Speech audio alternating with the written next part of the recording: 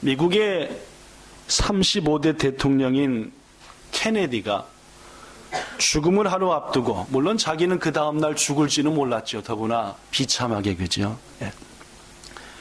매우 의미심장한 연설을 남겼습니다. 그 연설의 내용을 보면은 이렇습니다. 사람은 누구나 역사의 법정 앞에 설 때가 있습니다. 즉, 내 인생을 돌아보면서 나를 이 땅에 보내신 분 앞에 심판받을 날이 있다는 말입니다. 우리들은 바로 그 자리에서 아마도 다음과 같은 4가지 질문을 받을지도 모릅니다. 첫째 질문, 너는 비겁한 자였니? 용감한 자였니? 라고 주님이 우리한테 물으실 수 있습니다. 알겠죠? 두 번째, 케네디는 말하기를, 우리는 아마 이런 질문을 받을지도 모릅니다. 너는 미련한 판단을 했니? 현명한 판단을 했니? 이걸 해야 될까? 이걸 해야 될까? 이 길로 가야 될까? 이 길로 가야 될까? 할 때 너는 그때 어떤 것을 기준으로 판단했니? 그가 네가 기준한 것이 현명한 기준이었니? 아니면 욕망에 가득 찬 미련한 기준이었니? 라고 물어보지 않겠냐.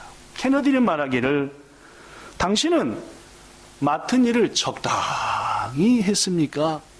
최선을 다했습니까? 라고 물음받을 수도 있고, 케네디가 말한 우리는 인생을 끝나면 마지막으로 이런 물음을 받을지도 모릅니다. 네가 맡은 일에 전적으로 헌신했니? 게을렀니? 라고 말입니다. 사랑하는 여러분, 아마도 우리는 이 질문을 멀지 않은 장래에 분명 받을 겁니다. 어떤 사람에게는 60, 70년 후일 수도 있고 어떤 분에게는 5년, 10년 후일지도 모르겠습니다. 부디 이러한 질문을 주께로부터 받으실 때에 부끄러움 없이, 주님, 부족하지만 그래도 하나님의 말씀 안에서 바른 길을 선택하려고 했고, 주님 주신 사역들 열심을 다해서 게으르지 않고 헌신하려 했으며, 예배 때마다 적당히 때우는 예배 드리려 하지 않고 하나님이 받으실 만한 예배 드리려고 몸부림쳤습니다 라고 고백할 수 있는 여러분과 저가 되기를 축복합니다. 오늘 저는 여러분에게 한 사람을 소개하고자 합니다.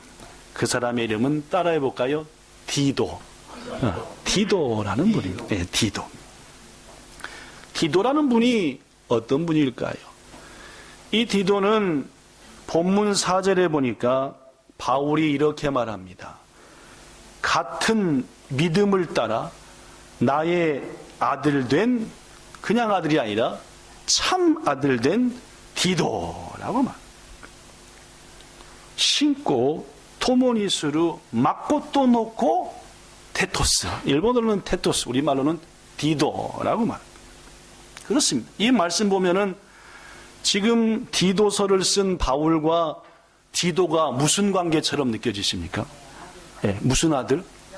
참 아들이라고 했으니까 부자 관계처럼 느껴지잖아요. 그죠? 그러나 사실 둘은 피로는 연결된 바가 없습니다. 즉, 디도는 바울을 통해서 예수님을 주로 영접했고, 바울과 계속 서로 교제하면서 마치 바울의 아들처럼 신앙으로 양육받았다라는 말이고, 바울은 디도에게 대해서 말하기를 나의 참아들 된 디도, 예수님 안에서 라고 말합니다. 그런데 여러분, 이 디도는 혈통으로 보면은 유대인, 즉 이스라엘 백성이 아니라 헬라인이었습니다. 유대인들 쪽에서 본다면은 유대인 같은 동족이 아닌 이방인이었다는 말입니다. 2000년 전, 지금도 마찬가지지만 유대인들은 대단한 프라이드가 있습니다. 네. 우리는 특별한 민족이다. 네. 하나님께서 특별히 쓰신 대단한 민족이다 라는 프라이드가 있었죠. 그래서 그 프라이드까지는 좋은데, 자기들이 그러니까 자기 민족만 훌륭하고 다른 민족들은 이건 그냥 우리랑 비슷하게 생긴 것이지 인간이하다 라고 생각하는 못된 마음을 유대인들이 가지고 있었습니다.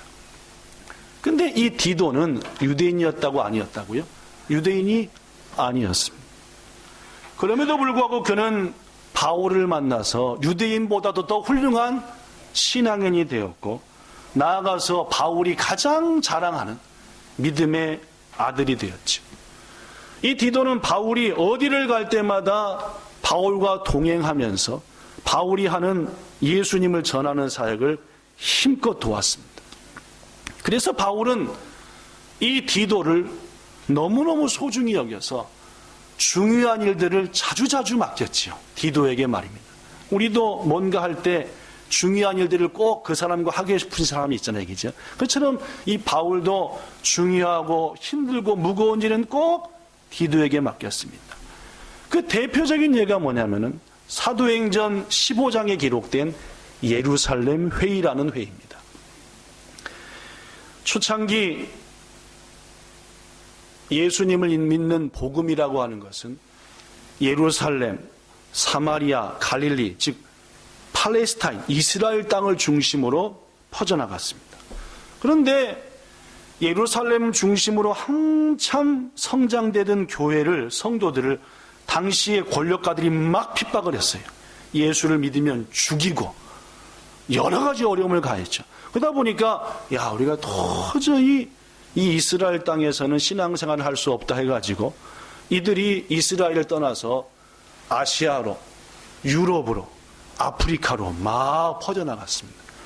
퍼져나간 이들이 예수님을 구주로 믿고 그분이 하신 놀라운 일을 보았기에 여러 사람들에게 그 예수님을 전했지요. 그러다 보니까 유대인들이 아시아로, 유럽으로, 아프리카로 가서 막 복음을 전하다 보니까 이제는 유대인이 아닌 아프리카 사람, 유럽 사람, 다른 아시아 사람들이 예수님을 믿게 되었죠. 뭔 말씀인지 아시겠습니까? 그죠? 그럼에도 불구하고 유대인들은 누구만 인간이고, 유대인들이 인간이고, 유대인이 아닌 것들은 도대체 인간 이하다라는 생각을 좀처럼 버리지를 못했습니다. 그래서 사도행전 15장에 교회가 예루살렘에 모여서 여러 교회들이, 예루살렘 교회, 저 안디옥의 대표로 교회, 갈라디아 교회, 저 아프리카의 알렉산드리아 교회, 여러 교회들이 모여가지고 회의를 했지요. 뭔 회의를 했느냐? 유대인이 아닌, 여기 써졌습니다. 유대인이 아닌 다른 민족의 사람들도 교회의 공동체로, 성도로 받아들여야 되냐, 안 받아들여야 되냐, 라는 것 갖고 최초의 교회 회의가 열린 겁니다. 세계 교회들이 모여서. 자, 여러분, 그 회의가 이해가 되시죠? 그죠? 더구나 유대인들은 이렇게 생각했습니다. 저 이방인들은 할례도 받지 않았고, 할례가 뭔지 아시죠? 하나님이 유대인들한테, 즉 유대인의 최초 조상인 아브라함한테 이제부터 모든 남자들은 난 지 며칠 만에, 8일 만에 할례를 받으라. 할례가 뭡니까? 남자 생식기 끝에 표피를 뚝 잘라서, 요새로 말하면 포경수술하라. 그 말이에요. 포경수술하라라는 말. 그래서 남자들은 오줌을 놓을 때마다 뭘 봐요? 포경수술한 자기 생식기를 보면서, 야, 나는 하나님의 구별받은 백성이다, 특별한 백성이다 라는 자긍심과 또 감사와 믿음의 고향을 시켰죠. 그런데 이방인들은 할례를 받았어요? 안 받았어요? 안 받았습니다. 그때만 해도. 생식기의 표피 끝을 안 잘랐다면 아픈데 왜 자릅니까? 그죠? 뭐 오줌 넣는데 별 어려움 없는데 자를 필요가 없죠. 그죠? 그러나 유대인들 입장에서 보면은 우리들은 거룩하게 할례까지 받은 백성인데 저들이 예수님을 좀 알게 됐다고 교회에 왔다 해서 우리랑 똑같은 하나님의 백성이다 말할 수 없다는 거예요. 더구나 이방인들은 아무거나 먹습니다. 유대인들은 먹을 음식과 먹지 않을 음식을 하나님 말씀에 기록된 대로 철저히 구별해서 먹으면 되는 거, 먹으면 부정한 거 나눠서 했습니다. 근데 이방인들은 다 먹잖아요. 그렇죠? 예, 뭐 이것저것 막 저 바퀴벌레도 먹고 멍멍이도 먹고 뭐 원하는 거 다 먹잖아요. 그렇죠? 그러니까 유대인들 입장에서는 저들이 아무리 예수님을 믿고 교회에 와서 신앙이 됐다 하더라도 아무거나 먹고 다니는 것들.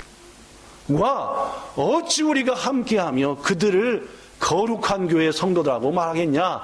이런 주장들이 교회에서 막 나오니까 아니다, 그래도 예수님을 믿었으니까 회의가 됩니다. 교회들도 마찬가지입니다. 오늘날도 보십시오. 교회에 와서 예배도 드리고 하는데 막 몸에다가 연기를 막 계속 넣지요. 교회는 댕겨도 막 들어넣어서 막 몸을 흔들흔들하게 막 먹어대죠. 가서 심심한 빠찡고 땡기지요. 엄마 이것도 뭐 부어라 마셔라 막 하고 댕기죠. 그러면은 오늘날 교회가 아니 예배는 드리는데 먹을 거 안 먹을 거 할 거 안 할 거 다 하고 댕기는데 저 사람을 본향교회의 성도로 인정을 해야 되냐? 그런 거 다 끊어버리고 왔을 때 성도로 받아들여야 되냐? 이 말 이해가 되시죠? 그런 거였습니다. 2000년 전의 회의가 그랬죠. 그래서 예루살렘에 온 교인들이 모여가지고 교회 대표자들이 모여서 회의하는데 거기에 바울이 디도를 데리고 왔습니다. 자, 디도는 제가 유대인이라고 했던가요? 유대인이 아니라고 했던가요? 아니었습니다. 그런데 그 디도가 당시 교회 역사 속에서 얼마나 신실한 일을 많이 하는지는 소문나서 아는 일이었습니다. 그래서 바울이 디도를 데리고 가가지고 회의하는 자리에서 디도를 세워놓고 여러분이 소문으로 듣던 누구가? 디도가 바로 이 사람입니다. 이 젊은이가 뭐 베끼진 않겠지, 그죠? 베끼진 않았겠어. 베꼈을지도 몰라야겠죠? 잠깐 바지 내려봐. 보십시오. 할례를 받았습니까? 안 받았습니까? 받았을까? 안 받았을까? 자, 이 사람이 유대인입니까? 아닙니까? 아니죠. 그러나 이 사람은 헬라인이지만은 우리보다 더 하나님을 온전히 믿고 우리보다 더 신실하며 주의를 헌신하는 사람이 디도가 아닙니까? 어찌 그 민족이 어느 민족이다, 뭘 먹고 안 먹는다는 것으로 성도와 비성도를 나누는 기준이 될 수가 있겠습니까?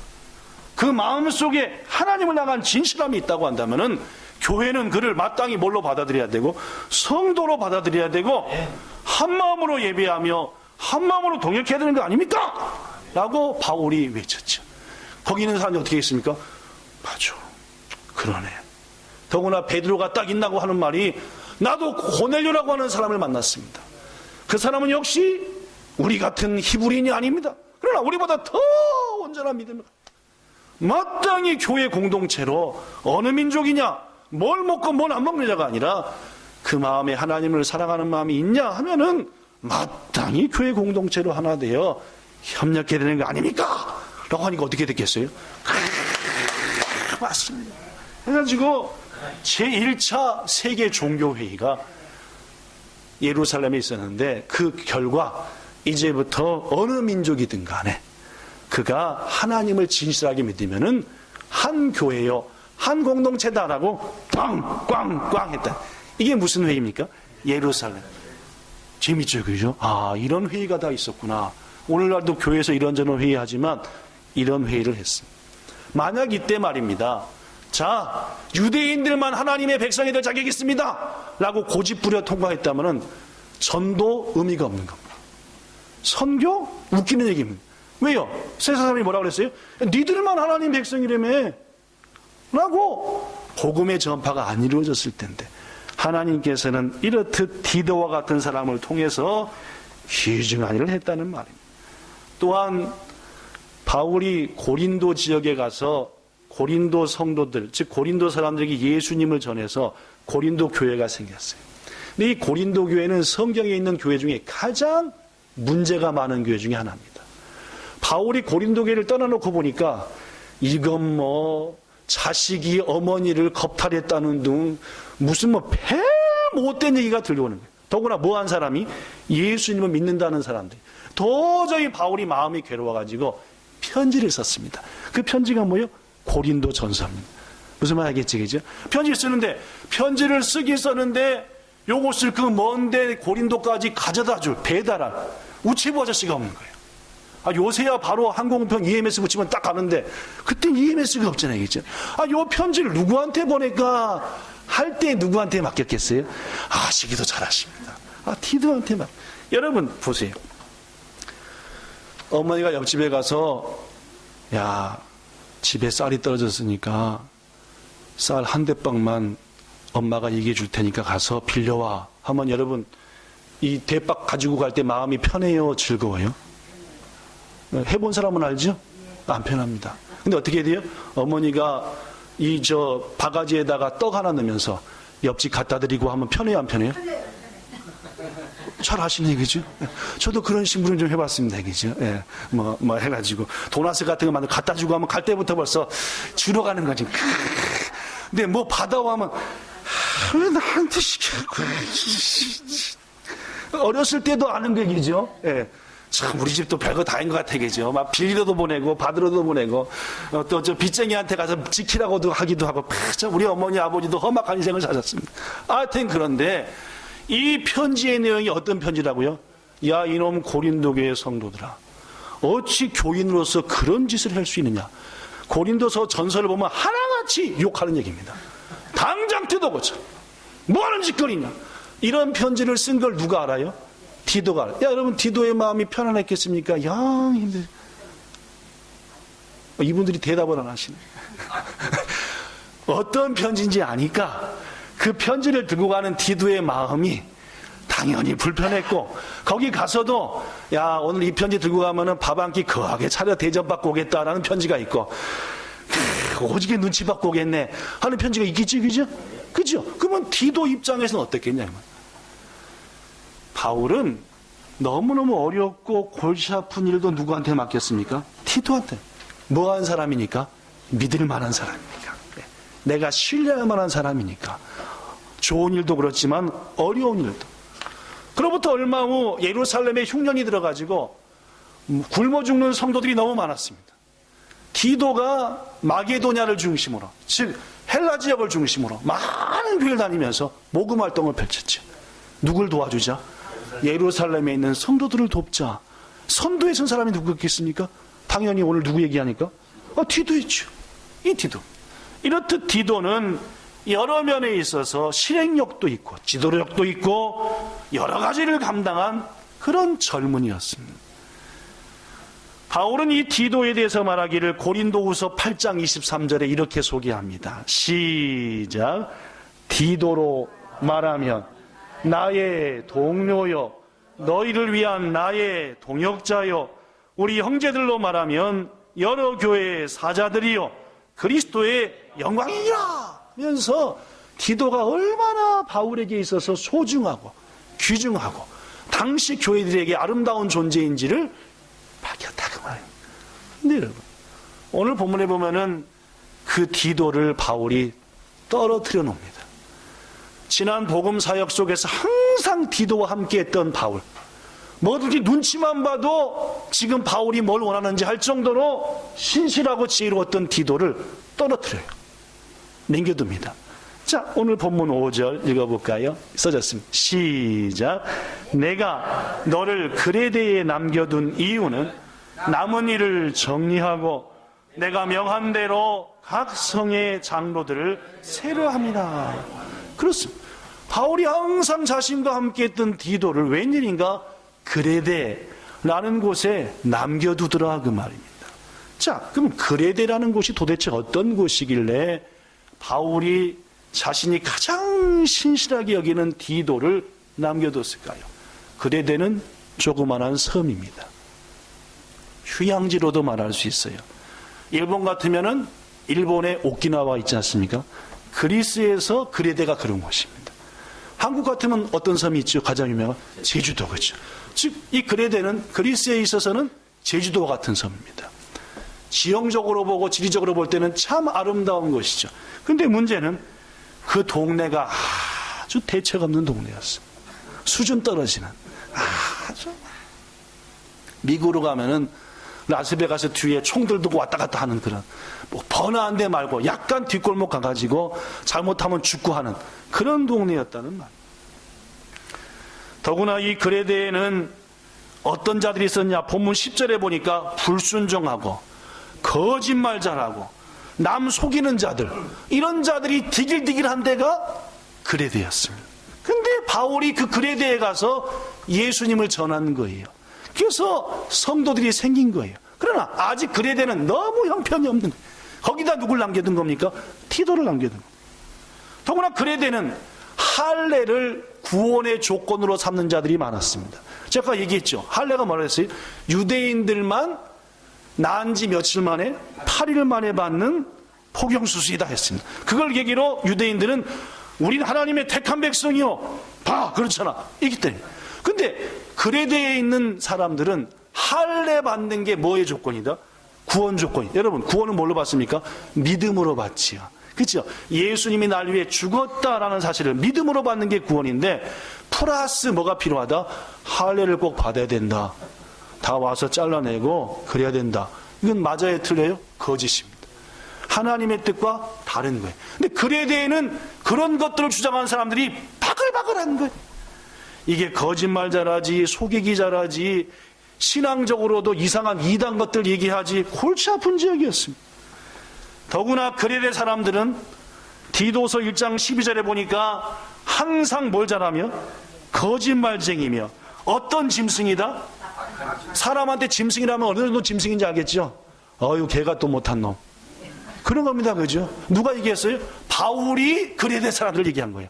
내가 널 그레데에 뒀는데 그레데 것들은 니도 나도 알다시피 짐승보다 못한 놈들이다 라고 얘기해요.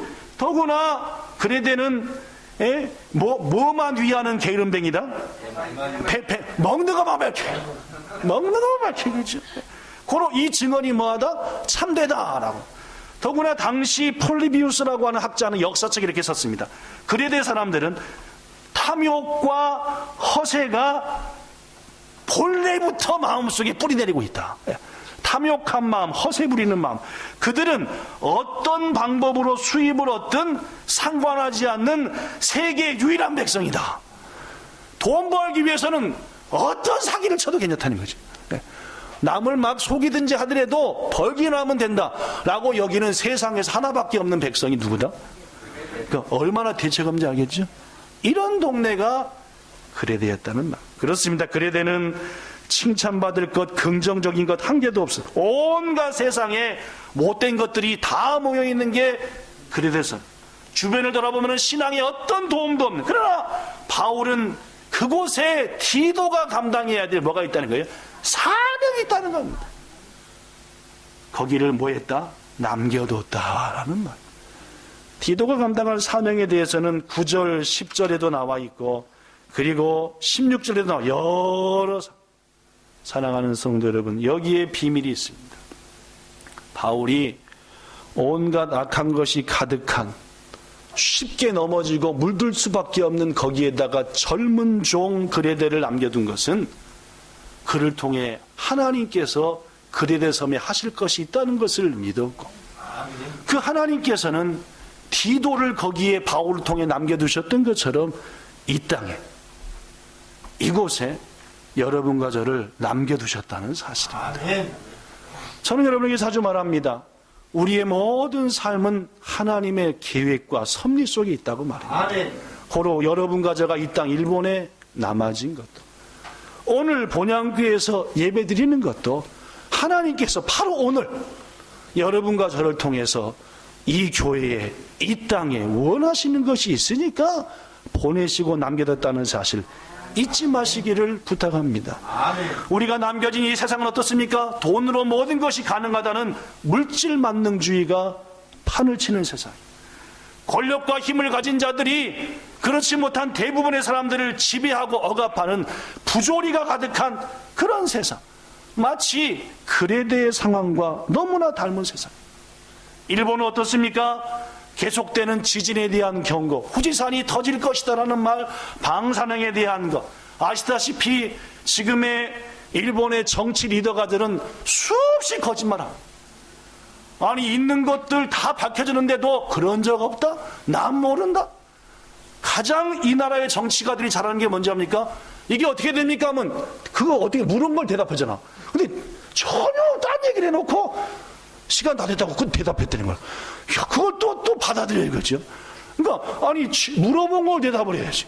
근데 물어본 걸 한 개 대답 안 해. 딴 얘기를 막 하다가 딱 그러면 또 이 정도로 타락하고 불안하고 진실이 사라진 땅이 바로 이 땅이고, 이것을 자세히 보면은 그레데와 비슷하다는 말. 본향교회는 어떻습니까? 교회가 세워진 지 20년을 맞이해서 우리들이 감당해야 할 일도 참으로 많고, 이 땅에 한 땅을 구별하여 거룩히 하나님께 드리고 예배당도 세워서 봉헌해야 되고 하지만은 함께 헌신했던 동역자들이 이런저런 이유로 하나 둘 떠나가고 있고 남겨진 것은 부족하기 짝이 없는 여러분과 저밖에 없고 어찌 보면은 그레드의 모습과도 분명한지 모르겠습니다. 그러나 여러분, 우리는 분명히 알아야 합니다. 하나님께서 지금 우리가 선 이곳에 우리를 남겨둔 것은 하나님이 원하시는 뜻이 있다는 말입니다. 아멘. 우리가 해야 할 일이 무엇일까요? 그것은 바로 이 땅에 남겨진, 우리 교회에 남겨진 수많은 문제와 어려움들을 우리들이 품고 디도처럼 감당하며 헌신하며 눈물로 감당하는 그런 일을 이루라고 이곳에 우리를 남겨두셨다라는 겁니다. 아멘. 우리들이 속한 직장의 어려움이 우리의 어려움이 되어야 합니다.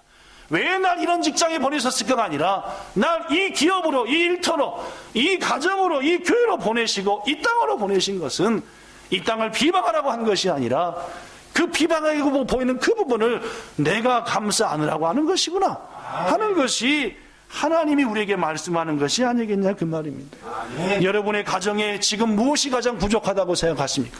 여러분의 남편과 아내에게 무엇이 가장 부족하다고 느끼십니까? 그것을 안으라고 여러분은 여러분의 그 사람의 아내가 된 것이고 남편이 된 것입니다. 우리 본향께 오셔서 여러분은 뭘 보십니까? 본향께 어떤 부분이 충만하고 어떤 부분이 부족합니까? 부족한 부분을 비방하라고 그걸 보면서 이러저렇게 말하라고 보낸 게 아니라 하나님이 날 그 부분을 채우라고 보내셨구나. 이게 여러분과 저가 먹어야 될 마음이고 그것은 직장에서도 이 땅에서도 마찬가지가 아니냐 그 말입니다. 한 교회와 목사님을 소개합니다. 한국의 유명한 강북제일교회라 그 교회를 담임했던 윤덕수 목사님 얘기입니다. 이 윤 목사님이란 분이 1981년 그 교회에 부임하셔서 목회를 열심히 하셔서 조그맸던 교회가 1,500명 가까이 예배드리는 큰 교회가 됐습니다. 7년 만에. 근데 1988년 그 목사님이 부임한 지 7년 만에 갑자기 하더니 쓰러졌는데 알고 보니까 뇌출혈이었습니다. 뇌에서 뭐가 터진 거요? 피가 터져버린 겁니다. 여러분, 뇌출혈은 시간과의 싸움이죠. 그죠? 예.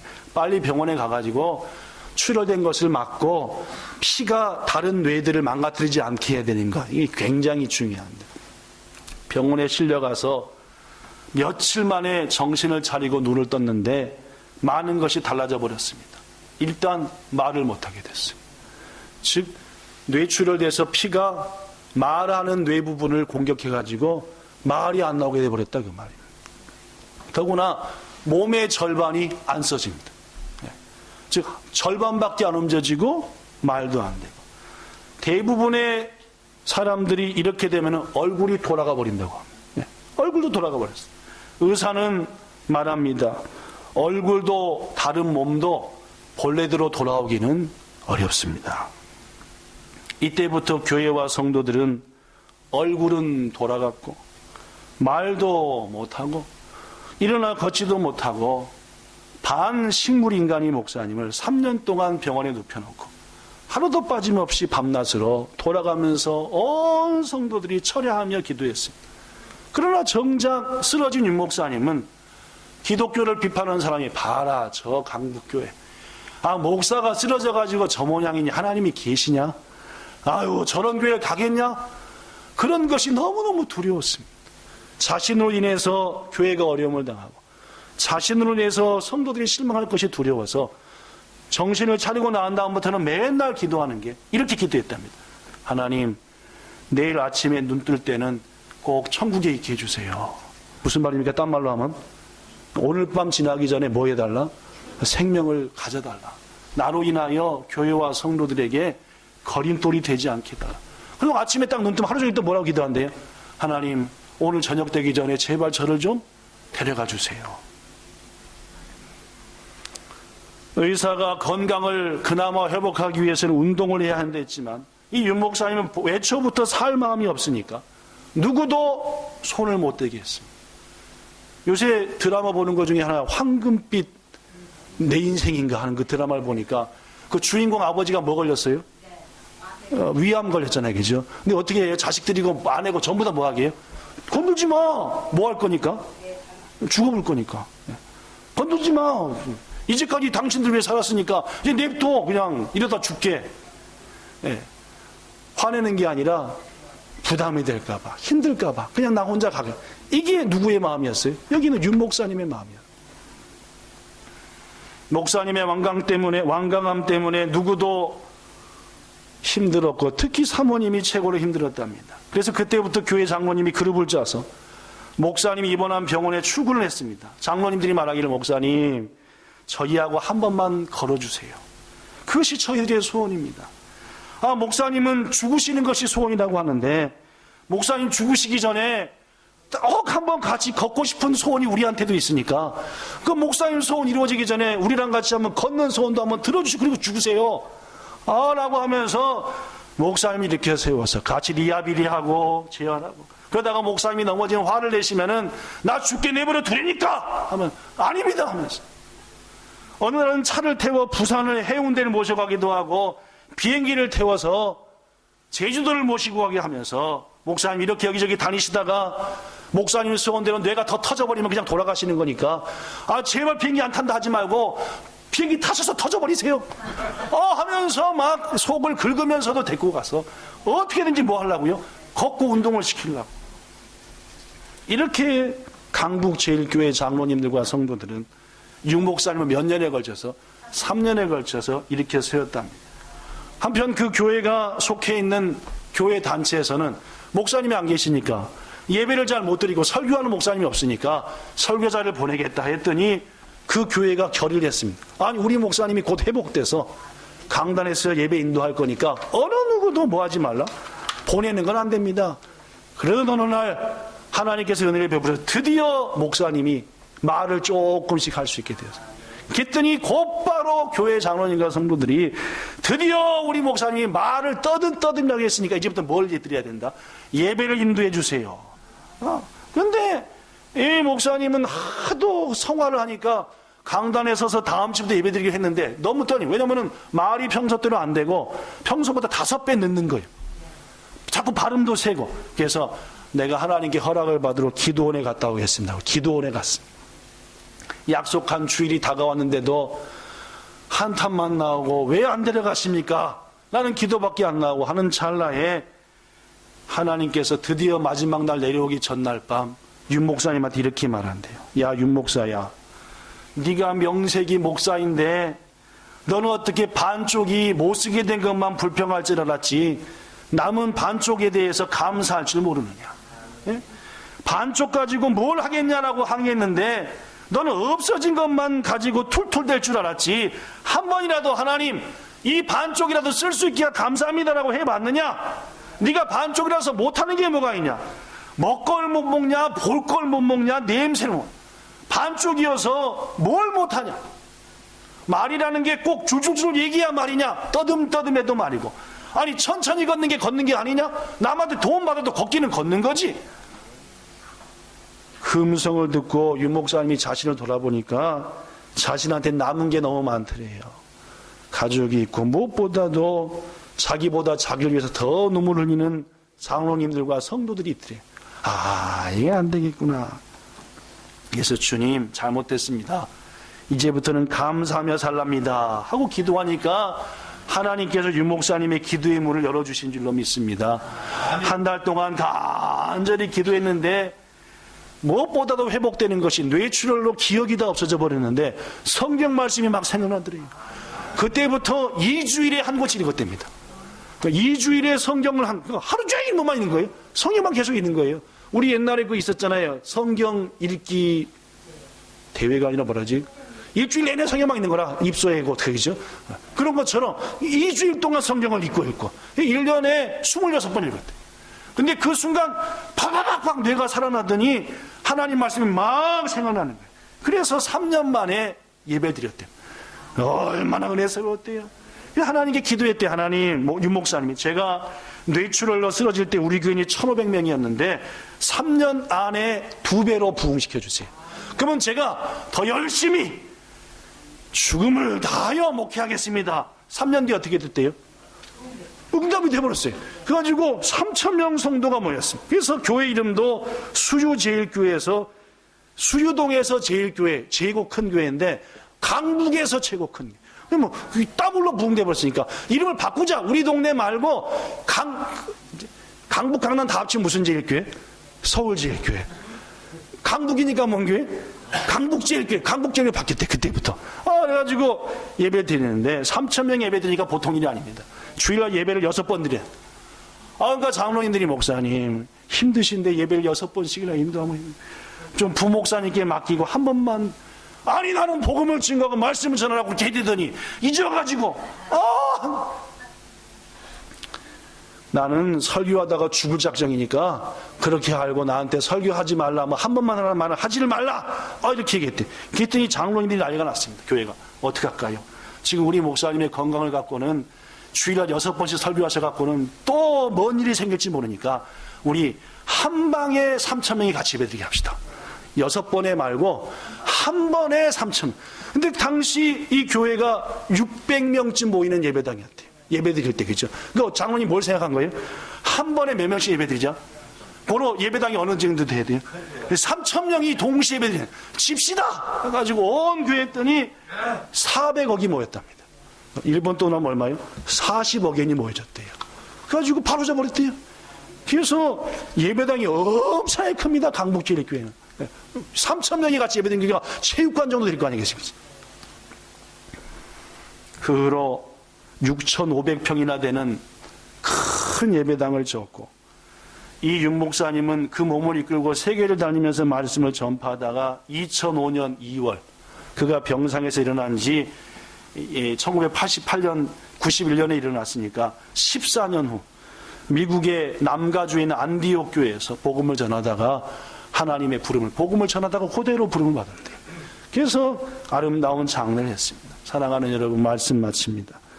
저나 여러분이나 한 가지 기억할 것은 하나님께서 우리를 그곳에 남겨둔 것은 이유가 있다는 말이에요. 윤 목사님의 생명도 그대로 취하지 않고 남겨두신 것은 그 신실한 장로님들과 성도님들에게 하나님이 상급을 주시기 위함이에요.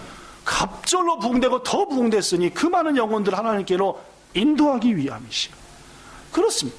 병이 들었든 어떻든 간에 하나님이 그 자리에 우리를 남겨주신 것은 하나님이 우리를 통해서 하시고자 하는 놀라운 일이 있기 때문에 남겨둔 것이고, 바로 하나님은 디도를 그레데 윤 목사님을 그 교회 성도들을 바로 그때 그 교회에 남겨둔 것이며, 본향교회 성도들을 이곳에 이 땅 일본에 남겨두셨다는 말입니다.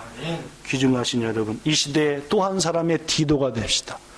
그리해서 우리에게 맡기신 귀중한 사명 감당하여 우리 교회를 더 교회답게, 이 땅을 더 아름답게 만들어 주님이 원하시는 아름다운 교회, 민족을 만들어가는데 쓰임받아 훗날 주 앞에 섰을 때에 케네디와 같은 질문처럼 너는 네가 맡은 일에 최선을 다했느냐? 넌 그때 어느 쪽을 선택해? 도망하는 쪽이었냐? 헌신하는 쪽이었냐? 담대히 대답하여 잘했다 칭찬받는 저와 여러분 모든 본향성도 되기를 예수님 이름으로 축복합니다. 아멘. 좋으신 하나님 감사드립니다. 하나님이 부족한 우리들이지만은 우리를 통해 크고 놀라운 일을 이루시기 위해서 지금 이곳에 남게 하신 것을 믿습니다. 이 일을 감당하기까지 우리가 쉬지 않게 하시고, 그리하여 그레데가 아름다운 믿음의 섬이 되었던 것처럼 우리를 통해 이 땅 긴시초가 동경이 아름다운 복음의 땅으로 변화가 되어 주일마다 예배하는 자들이 곳곳에 넘쳐 찬송의 소리로 가득한 동경, 이 땅 우리 교회 되게 하여 주옵소서. 그 일에 우리를 쓰시고 그러기 위해서 이곳에 세우신 예수님 이름으로 기도드리옵나이다. 아멘.